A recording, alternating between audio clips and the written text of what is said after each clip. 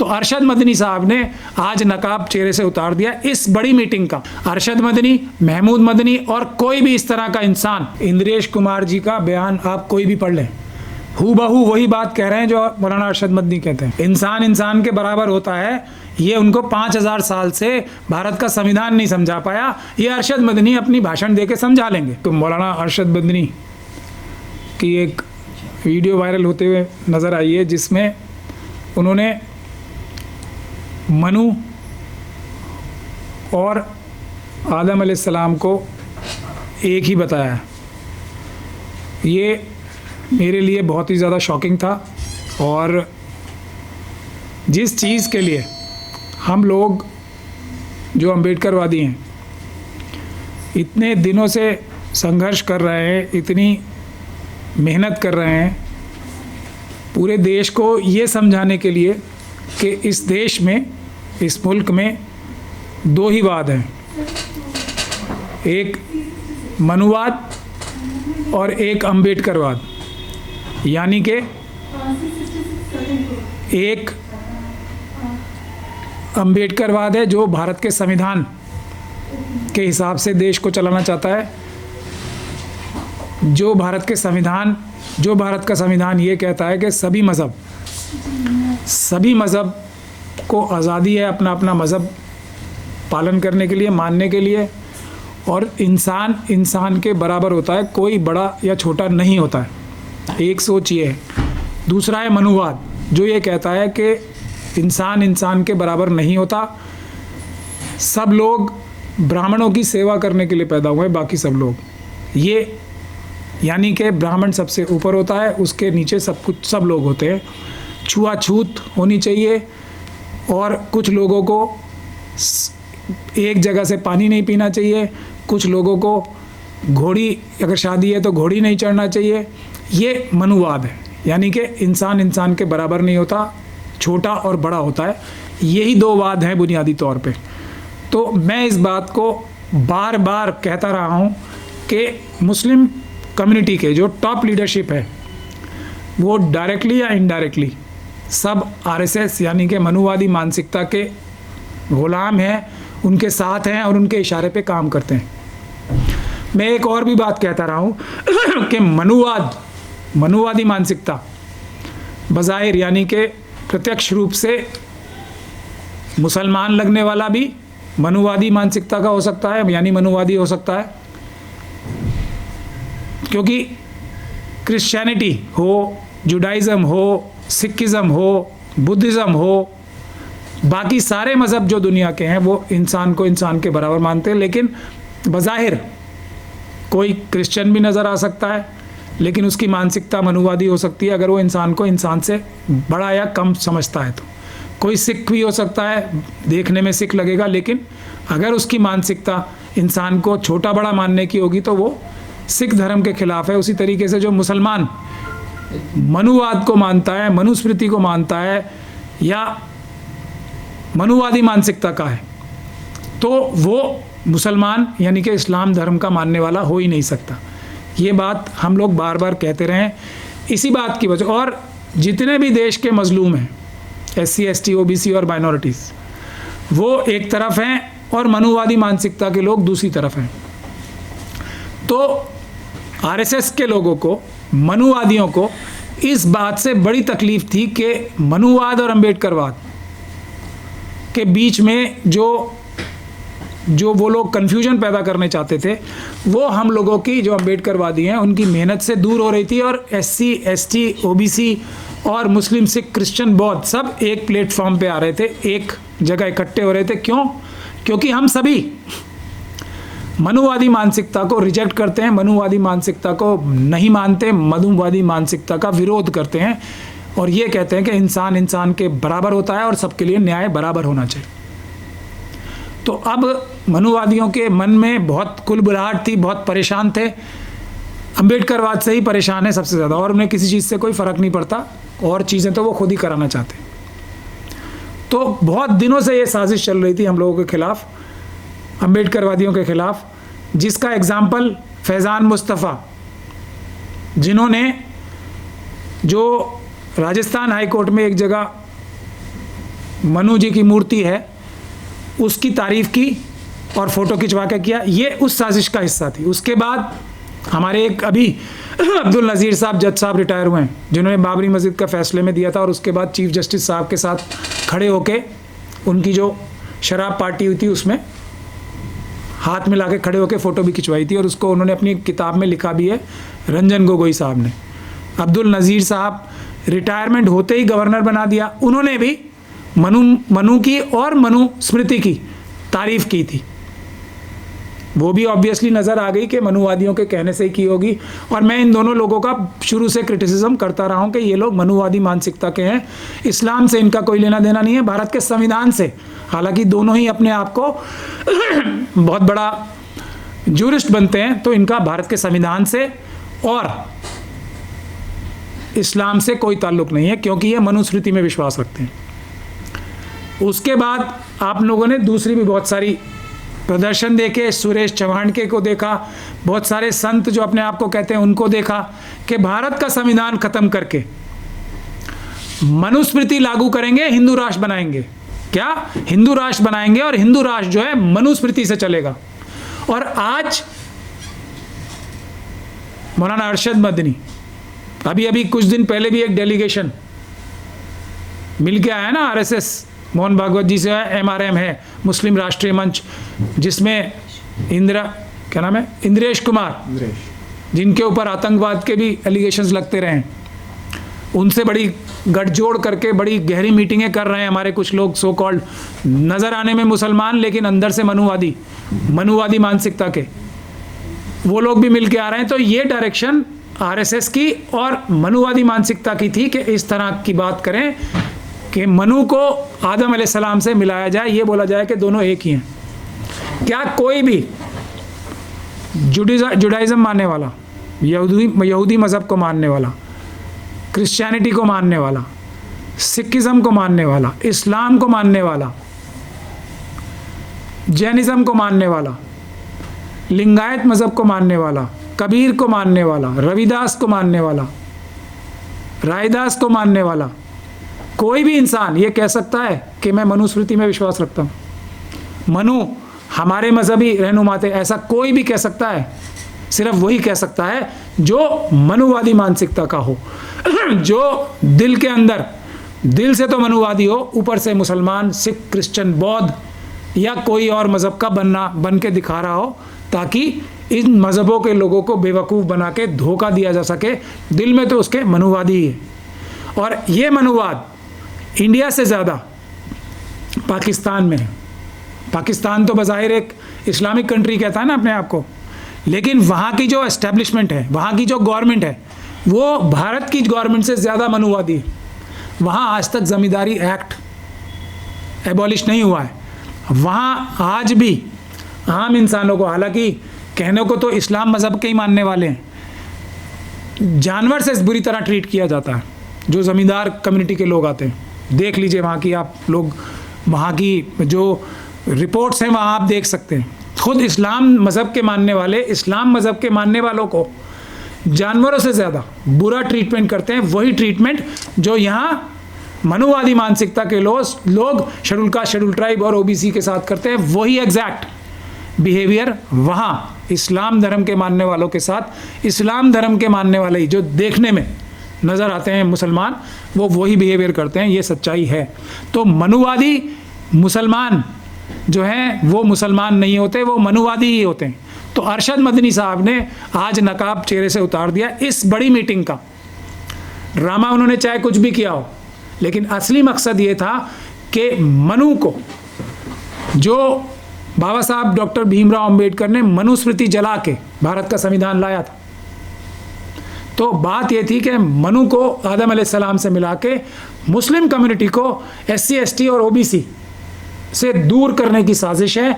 और RSS ये चाहती है कि मुसलमानों को बेवकूफ़ बना के अपनी तरफ खींचने की कोशिश करे, अपने schedule caste, schedule tribe, OBC भाई और बहनों से दूर। ये कभी नहीं हो सकता, क्योंकि ये सिर्फ इस्लाम के खिलाफ नहीं है, भारत के संविधान के भी खिलाफ है, और हर एक मज़हब के जो मनुस्मृति को नहीं मानता उसके खिलाफ है। तो हम सब लोगों को ये साजिश समझनी चाहिए।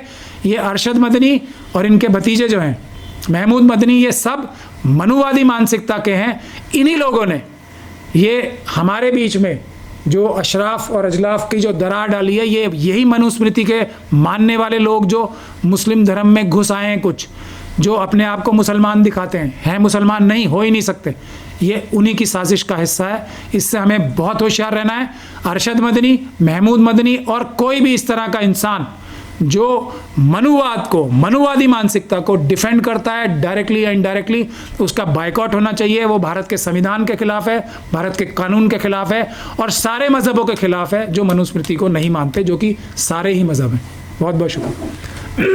तो मैं इस हिसाब से देखा जाए तो कल की तकरीर की जो जो चीज़ें आपने ली उस पर आप प्रेस कॉन्फ्रेंस कर रहे हैं, आप कह रहे हैं कि उन्होंने नकाब हटा दिया चेहरे से, लेकिन फिर सवाल ये उठता है कि मौलाना अरशद मदनी ने जिस बात से अपनी बात का आगाज़ किया और बात शुरू की, वो उन्होंने कहा कि मुसलमानों की घर वापसी कराने वाले जो लोग हैं, जो मुसलमानों को कहते हैं कि अपने पूर्वजों की तरफ पलट आओ, वो जाहिल हैं, वो जानते नहीं हैं, उनको ज्ञान नहीं है। यहाँ से उनकी बात की शुरुआत थी।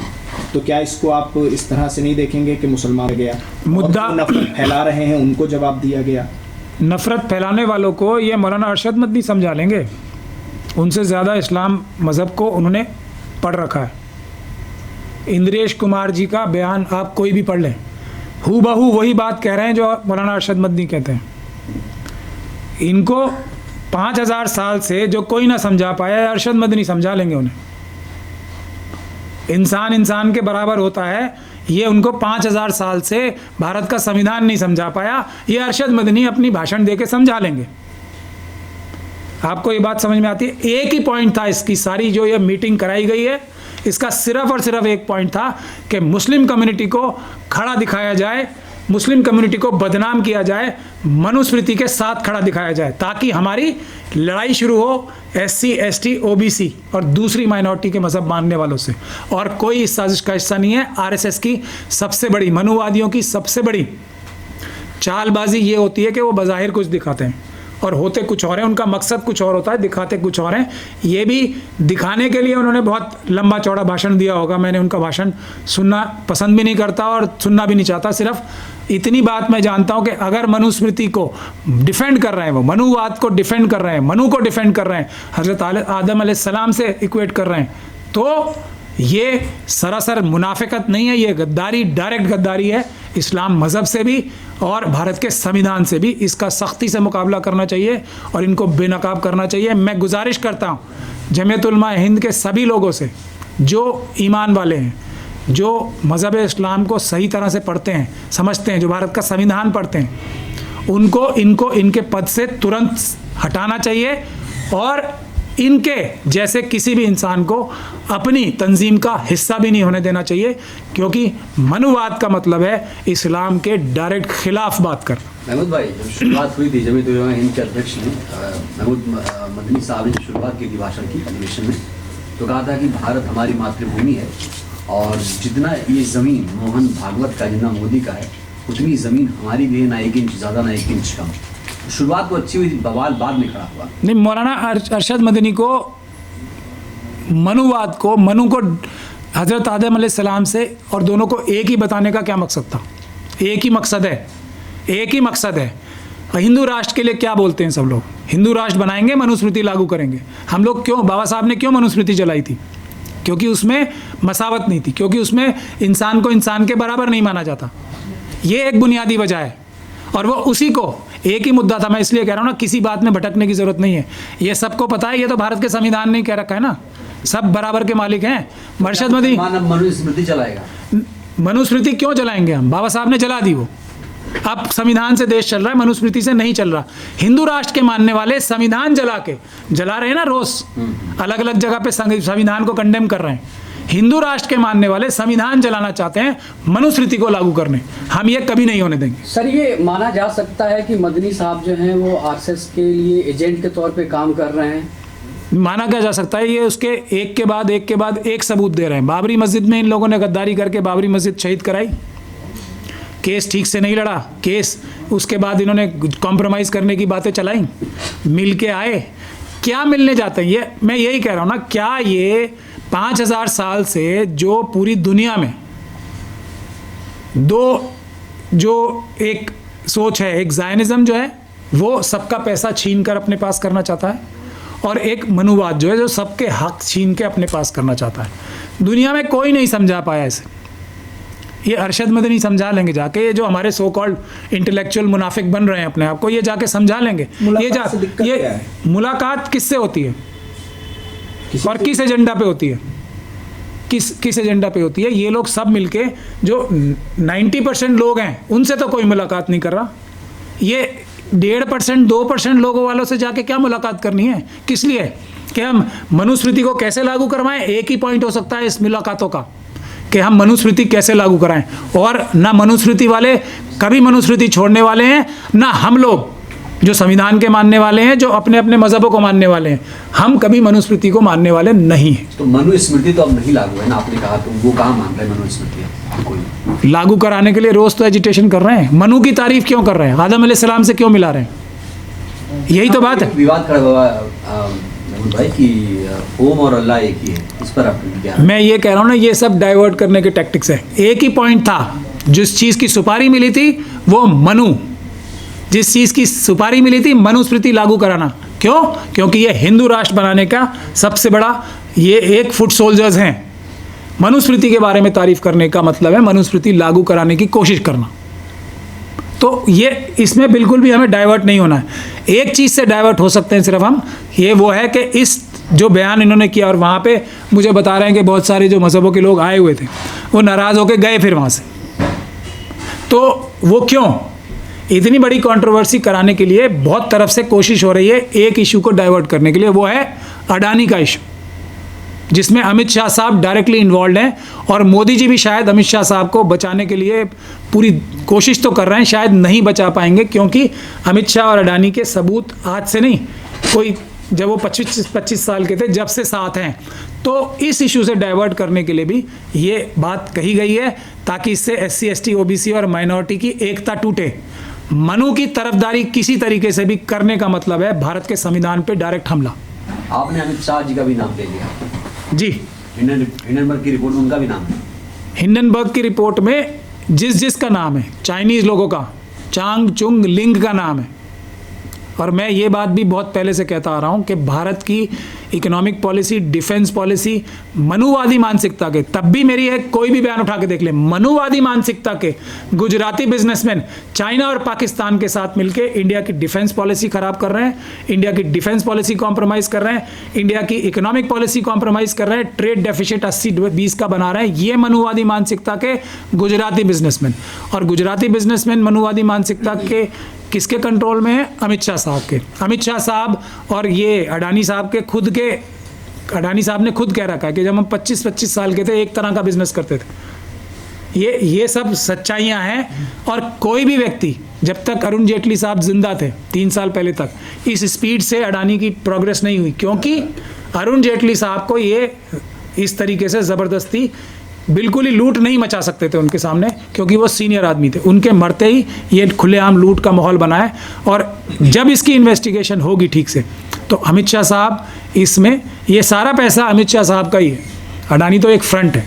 तो ये जितनी भी जो पब्लिक डोमेन में बातें आई हैं, चाहे वो श्रीलंका की बात हो, बांग्लादेश की बात हो, ऑस्ट्रेलिया की बात हो, अभी इजराइल की बात हो, देखिए इजराइल के राष्ट्र जो प्राइम मिनिस्टर हैं वो खुद थोड़ी ये कभी एक पोर्ट हैंड ओवर करने आते हैं। ये सब अमित शाह साहब के कहने पे मोदी जी फ़ोन कर करके अडानी जी की मदद करते रहे हैं। ये सच्चाई है। जिस दिन इन्वेस्टिगेशन होगी ये खुल के सामने आएगी बात से। आप ये कह रहे हैं कि मुसलमानों में भी जाति है? मैं नहीं कह रहा हूँ, ये मनुवादी मानसिकता जिनकी है, जो अपने आप को चोला तो मुसलमानों का ओढ़ते हैं, वो कहते हैं। मोदी जी क्या कह रहे हैं? पसमानदा मुसलमानों की बात कर रहे हैं ना। हम तो वेलकम कर रहे हैं। अगर उनको आप पसमानदा कुछ हिस्से को हमारे मान रहे हो तो उनको रिजर्वेशन दे दो ना, उनको हेल्प दे दो। उनका बजट कम क्यों कर रहे हो? उनको पैसे दो ना। और वो नहीं देना। फंक्शन अटेंड किसका करना है? दाऊदी बोहरा मुस्लिम्स का। क्यों? क्योंकि वो सबसे रईस कम्युनिटी है। मोदी जी अट्रैक्ट किससे होते हैं? अमित शाह जी से, क्योंकि वो माल का काम करते हैं। दाऊदी बोहरा कम्युनिटी में ऐसी क्या खासियत है जो बाकी मुस्लिम कम्युनिटी में नहीं है? कह रहे हो हमारे समाज के हैं। नहीं, मैं वही तो कह रहा हूँ। क्या गुजरात में किसी और जो मुस्लिम कम्युनिटी है वो रहती नहीं है? एक ही क्यों पसंद आई उन्हें?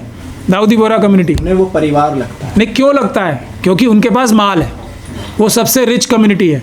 मुस्लिम कम्युनिटी में Dawoodi Bohra community rich community है। यही मोदी जी को अदा पसंद आती है ना, बस यही एक क्वालिटी तो देखते हैं वो हर जगह, और कुछ देखते नहीं हैं, तो वही पसंद आएंगे। मदनी साहब वाले पे आते हैं। जमाते उलमाए हिंद जो है, बहुत सारे मुसलमान जो है इनके फॉलोअर हैं और मानते हैं, और जिस हिसाब से कल के बयान के बाद चीज़ें लग रही हैं और समीकरण हो रहा है कि आरएसएस के इशारे पर काम कर रहे हैं, तो ये मुसलमान का बड़ा तबका वो जाएगा कहाँ, विश्वास किस पे करेगा?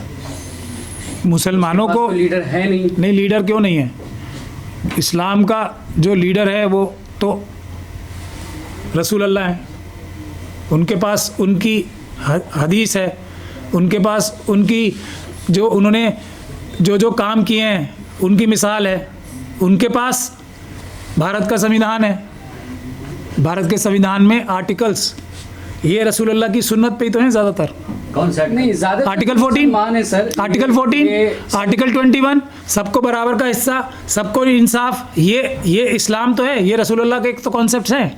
ये संविधान, ये कुरान, ये तो तमाम चीज़ें जो हैं पढ़े लिखे तबकों के लिए है, लेकिन ज़्यादातर मुसलमान जो हैं, आप बेहतर जानते हैं कि उसमें जो है एजुकेशन तालीम कम है, जिसकी वजह से कई सारे जो है रहनुमा बन के आते हैं वेश बदल कर, और मुसलमान के बच्चों को और मुसलमानों को वो डाइवर्ट करते हैं। तो ऐसे कंडीशन में मुसलमान कहाँ जाएगा, किस पे यकीन करे, किसकी बातों पे भरोसा करे, वो आप बेहतर समझाएं तो सही होगा। मैं तो यही समझ सकता हूँ, देखिए ज़बान पे किसी की नहीं जाना चाहिए, जो ज़्यादा अच्छी तकरीर करता है उसको हमेशा ज़्यादा शक की नज़र से देखना चाहिए, पैमाना होना चाहिए। तकरीर आपकी भी अच्छी है, जो ज़्यादा अच्छी तकरीर करता है उसको ज़्यादा शक भरी नज़र से देखना चाहिए। मेरी तकरीर अच्छी है तो आप पहले आदमी हो ऐसे जो ये कह रहे हो, बहुत बहुत शुक्रिया, लेकिन ये अच्छा सवाल था, यही सवाल करना चाहिए। आप इतनी अच्छी अच्छी बातें कर रहे हो, इतनी बहादुरी की बातें कर रहे हो, इतनी कॉन्स्टिट्यूशन संविधान की बातें कर रहे हो, इतनी मसावत की बातें कर रहे हो, आपने अपनी ज़ाती ज़िंदगी में क्या किया? मैंने अपनी ज़ाती ज़िंदगी में क्या किया? अब मुझे नापिए, तोलिए, क्वेश्चन कीजिए, तो मेरे पास सबूत होंगे दिखाने के लिए कि मेरी सच्चाई का सबसे बड़ा सबूत यह है कि मेरे ऑफिस में 15 घंटे तक रेड की अमित शाह साहब ने करवाई, डायरेक्टली इन्वॉल्व होकर। मेरी सबसे लेटेस्ट सबूत ये है। इसके अलावा भी मैं बहुत सारे सबूत दे सकता हूँ। बगैर सबूत के ना मुझ पे यकीन करना चाहिए ना किसी और पे। मेरे जो इनकम टैक्स रिटर्न्स हैं, देखिए आप पहले क्या थे और अब क्या हैं। जब से मैं ये संविधान बचाने का, अम्बेडकरवाद का काम कर रहा हूँ, सारी एजेंसियाँ मुझे मिल के मारने के लिए दौड़ रही हैं। आरएसएस की सारी तंजीमें, यहाँ तक कि मेरे पीछे इंटरनेशनल क्रिमिनल्स भी लगा रखे हैं मारने के लिए। ये मेरी सच्चाई है। अब दूसरे लोगों को देखिए कि उनके पास कितना वसाइल थे। जैसे जैसे उन्होंने अपना ज़मीर बेचा, जैसे जैसे वो बड़े लीडर बन रहे हैं, जैसे जैसे उनकी पब्लिक मीटिंग्स में लाखों लाखों लोग ला रहे हैं, तो उनके फाइनेंशियल पैसे कैसे बढ़ते जा रहे हैं। ये टेस्ट, ये सवाल करने का है सबसे ज़्यादा। मैं चारों तरफ से घिरा, आज मैं यूपी में जाके एक पब्लिक मीटिंग करने दूँ, आपको लगता है योगी जी मुझे परमिशन देंगे? मध्य प्रदेश में जाके पब्लिक मीटिंग करने लगूँ, आपको लगता है मुझे परमिशन मिलेगी? नहीं मिलेगी ना। राजस्थान में भी नहीं मिलेगी। क्यों नहीं मिलेगी? क्योंकि मैं इंसाफ, बराबरी की बात करूँगा। राजस्थान में हो सकता है फिर भी मिल जाए, क्योंकि वहाँ अमित शाह साहब का चलता तो है लेकिन कम चलता है, थोड़ा इतना ज़्यादा नहीं चलेगा। तो मैं आपको ये बता रहा हूँ बुनियादी तौर पे ये पैमाना है। वक्फ की प्रॉपर्टीज़, मैंने कितना काम किया वक्फ की 50,000 करोड़ की प्रॉपर्टी यहाँ मैंने छुड़ाई, दिल्ली के करबला जोरबाग। अभी ये महरौली में चल रहा है, उसमें भी हम लोगों की कवाइश से 7 मस्जिदें बची थी और वो हम लोगों ने ही बचाई थी पहले। तो वहाँ के लोग गाफिल हो गए, इसलिए आज वो अंजाम भुगत रहे हैं। ऐसे मैं आपको 50 एग्जाम्पल दे सकता हूँ। क्या इतने बड़े बड़े नेता जो अपने आप को बनते हैं, वो ये कैसे बता सकते हैं आपको कि उन्होंने कितनी वक्फ की प्रॉपर्टीज़ बचाई? मैं तो किसी पोस्ट पे नहीं रहा ना कभी भी। मैं 50,000 करोड़ की दिल्ली में एक प्रॉपर्टी और दूसरी 50-60 हज़ार करोड़ की महरौली की प्रॉपर्टी, 2 तो वैसे ही बता सकता हूँ, उसके अलावा भी बतानी अगर पूछोगे आप तो बताऊँगा। तो ये सवाल हर लीडर से होने चाहिए कि हैदराबाद में, उत्तर प्रदेश में कितने लोगों ने कितनी प्रॉपर्टीज़ वक्फ की बचाई, कितने लोगों के केसेस लड़े, कितने लोगों ने उनको मारने की कोशिश की, कितने मुकदमे उनके ऊपर लगे। और बगैर किसी पोस्ट होल्ड के लगे। ये सवाल जब तक नहीं पूछना शुरू करेंगे मुसलमान, तब तक उनकी क़यादत ख़राब होगी। ये सवाल SC ST माइनॉरिटीज़ के लोग, OBC के लोग अपने लीडरों से नहीं पूछना शुरू करेंगे, तब तक ये हाल होता रहेगा। लोग, कोई भी अच्छा लीडर उभर के आएगा, उसको RSS और मनुवादी कैच करते हैं, उसको बड़ा बनाते हैं। जो टेलीविज़न पे, आज मुझे टेलीविज़न पे क्यों नहीं दिखाया जाता बताओ? मेरी स्पीच इतनी अच्छी है ना, तो मुझे ये अर्नब गोस्वामी क्यों नहीं दिखाता है? क्यों और लोगों को दिखाता है? किस किस को दिखाता है? ये टेस्ट हैं। सुधीर चौधरी क्यों नहीं दिखाता? वो तो मेरा क्लाइंट रहा है, एक बार मैंने उसकी बेल कराई, जेल जाने से मैंने ही बचाया था। क्यों नहीं दिखाता मुझे? ये सवाल दूसरे लोगों को दिखाता है, उनमें ऐसी क्या खासियत है जो मुझ में नहीं? ये टेस्ट हैं कि जो सरकारी एजेंसियां हैं, जो RSS है, मनुवादी हैं, वो मेरे खिलाफ हैं। ये टेस्ट सब पे लागू होना। तो मदनी साहब के एक्सक्लूसिव इंटरव्यू चल रहे हैं ना? तो क्यों चल रहे हैं? नेशनल मीडिया पे, जो क्रिमिनल मीडिया है, वही दे रहे हैं ना इंटरव्यू। हाँ, तो मैं देना चाहूँ, आ जाएंगे? आज नहीं आएंगे ना, क्योंकि अमित शाह साहब ने मना कर रखा है, क्योंकि अडानी साहब ने मना कर रखा है। आप ही आते हो ना ईमानदार मीडिया। अच्छा, एक चीज़ और बताइए, कुल मिलाकर ये बताइए, जमीयत का जो ये अधिवेशन हुआ है 34, इसको आप कैसे देखते हैं?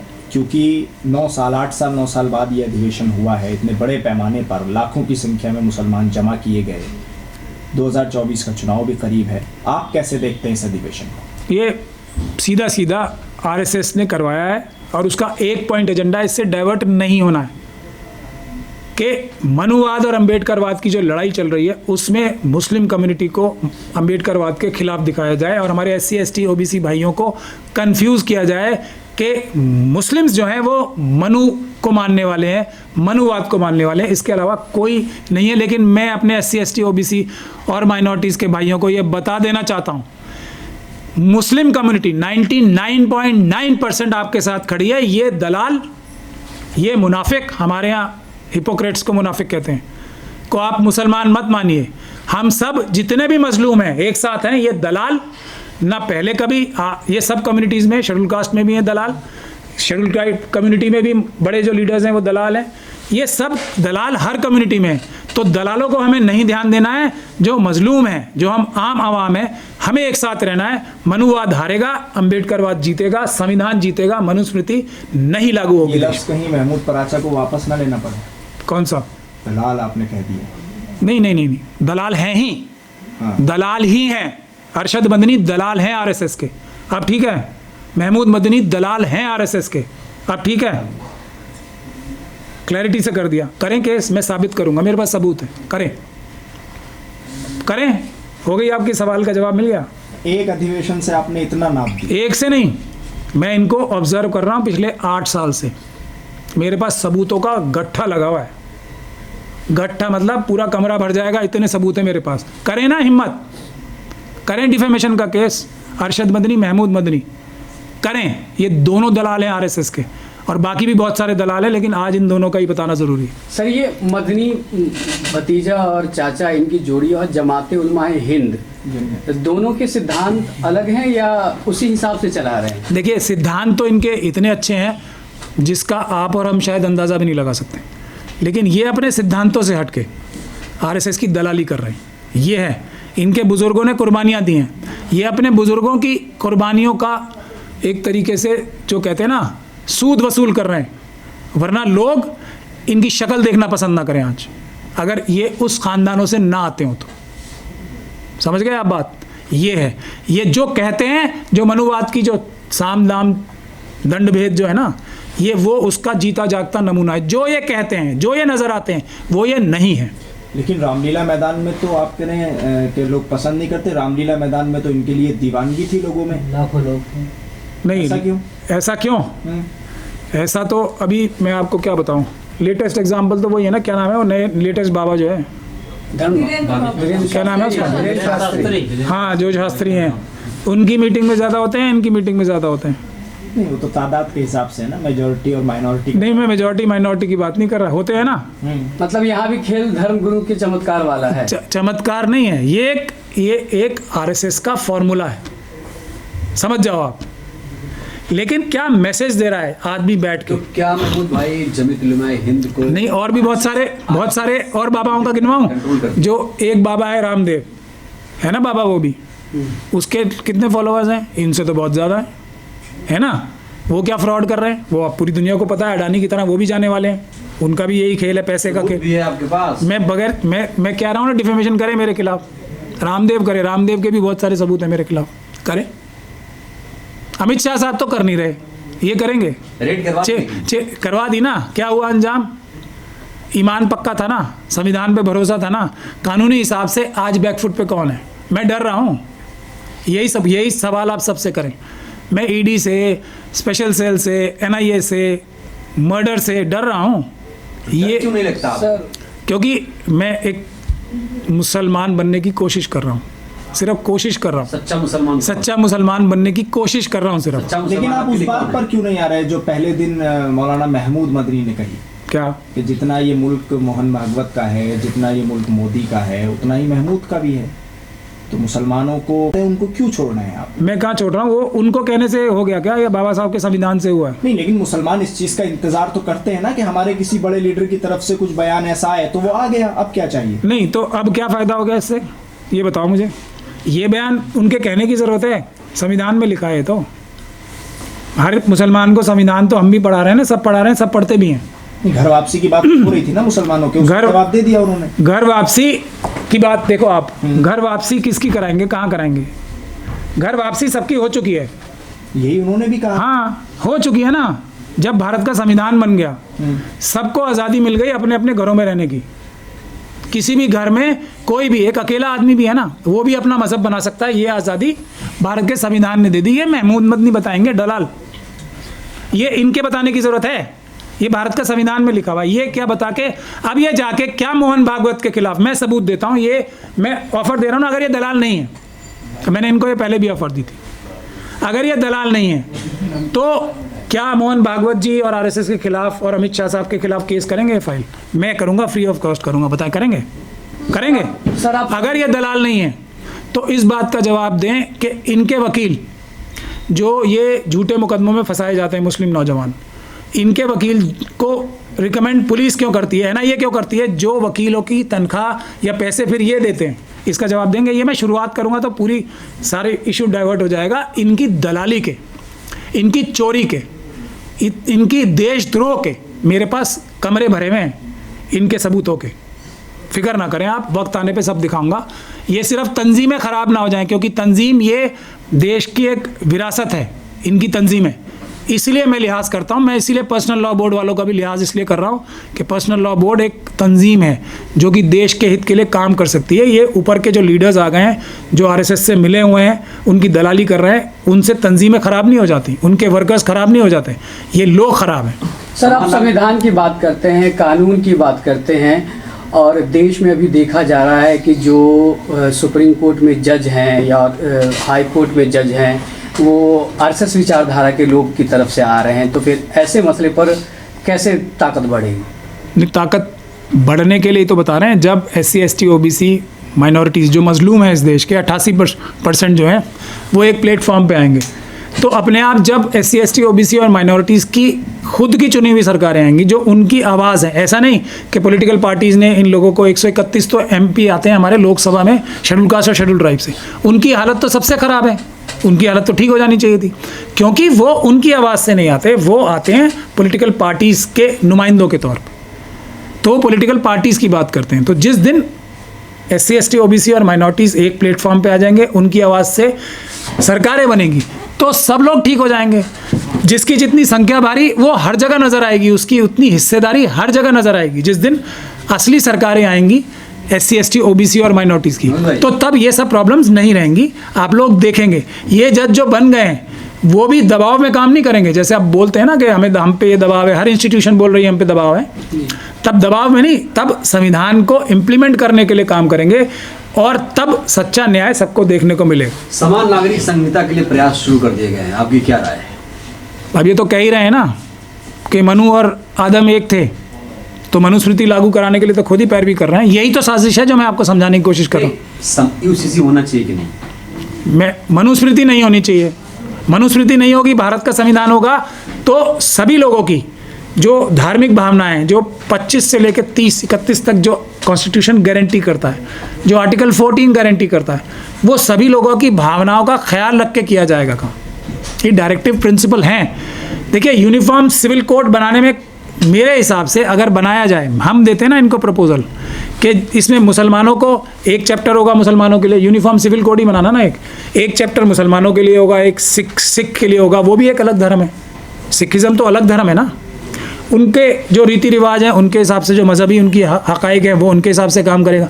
एक बना लें, लेकिन चैप्टर अलग अलग होंगे सबके, कि इनको पूरी आज़ादी है अपना मज़हब फॉलो करने के लिए, ये मज़हब है देश में, उनको पूरी आज़ादी है, बना लें एक किताब, क्या फ़र्क पड़ रहा है। लेकिन उनकी मंशा यूनिफॉर्म सिविल कोड नहीं है, उनकी मंशा है मनुस्मृति लागू कराना, वो हमें समझनी है। तो डीपीएसपी का ये जो आर्टिकल है 44, ये बहुत मुश्किल हो जाएगा। नहीं, इसमें आर्टिकल 44 की बात ही नहीं है ना। मैं आपको क्या कह रहा हूँ, यूनिफॉर्म सिविल कोड आरएसएस भी नहीं बनाना चाहती। आरएसएस को किसी तरीके से, जैसे ही अभी मदनी परिवार है, ये किसी भी तरह से घूम फिर के मनुस्मृति लागू कराने की बात करेंगे, मनु को थोपने की कोशिश करेंगे सबके ऊपर।